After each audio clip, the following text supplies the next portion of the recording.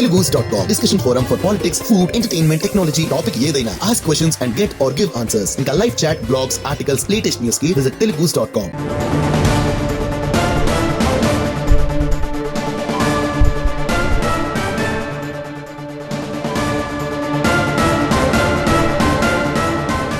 కాంగ్రెస్ నేతలపై మాజీ మంత్రి జగదీష్ రెడ్డి విమర్శలు చేశారు. 420 హామీలను గుర్తు చేస్తే అధికార పార్టీ ఉలిక్కి పడుతుందన్నారు. హామీలను అమలు చేయకుంటే బీఆర్ఎస్ ను రద్దు చేయాలన్నారు. అయితే బీఆర్ఎస్ గుర్తింపును రద్దు చేయడం ఎవరి వల్ల సాధ్యం కాదని చెప్పారు. హామీలు అమలు చేయకపోతే ప్రజలు కాంగ్రెస్ నే రద్దు చేస్తారంటూ కామెంట్ చేశారు జగదీష్ రెడ్డి. 200 యూనిట్ల వరకు విద్యుత్ ఛార్జీలు ఉండవని ప్రభుత్వం చెప్తోంది. ఈ హామీని వెంటనే అమలు చేయాలని జగదీష్ రెడ్డి కోరారు.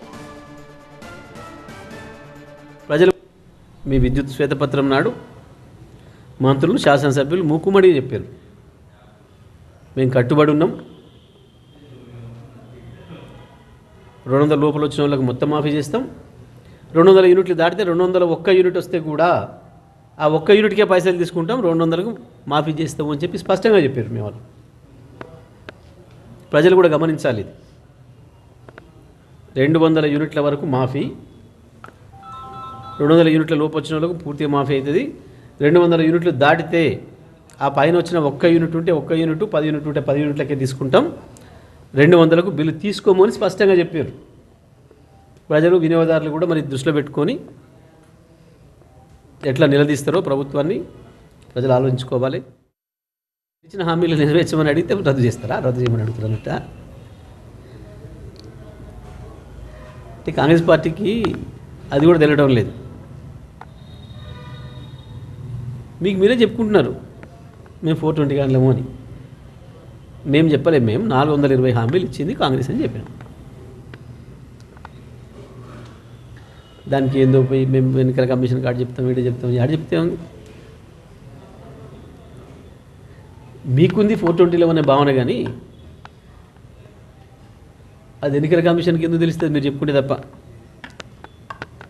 మీకు మీరే చెప్పుకొని బయటపడుతున్నారు, మీ దొంగతనాన్ని మీరు బయట పెట్టుకుంటున్నారు, మీరు ఏంది అనేది మీరే చెప్పుకుంటున్నారు. 420 ఇచ్చిందని చెప్తే మీరు చెప్పొద్దు, చెప్పారు కాబట్టి వీళ్ళని రద్దు చేయాలి.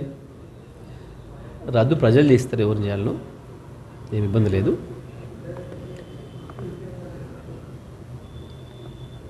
ఏముంది దాంట్లో 420 సంఖ్య, ఎందుకు భయపడుతున్నారు దాన్ని చూసి?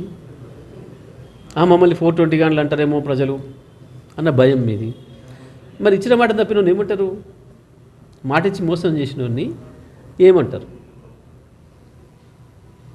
మేము మామూలుగా 420 కాబట్టి రాసినాం, మాకు అప్పుడు ఇది రాసేటప్పుడు ఆలోచన లేదు. అది మీకు మొదలైంది, మేము 420 గంటల ఉన్న ఆలోచన మీకు మొదలైంది.